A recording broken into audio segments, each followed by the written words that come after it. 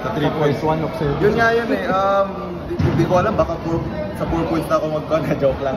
Siguro, na-open lang sa 4 points. Opportunity yun eh.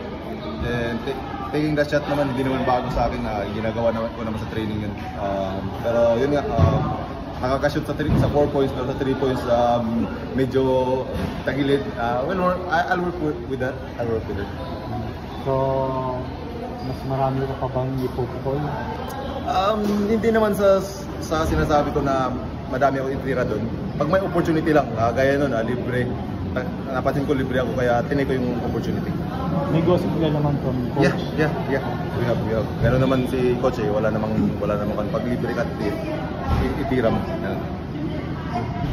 Calvin, kasi sa mga videos yung mga tune-up na nakakashoot ka sa 4 points, part ba siya nung sistema nyo, yun nga, pag may opportunity lang, ganun opportunity talaga. lang. Pag kailangan siguro, itira, ganun.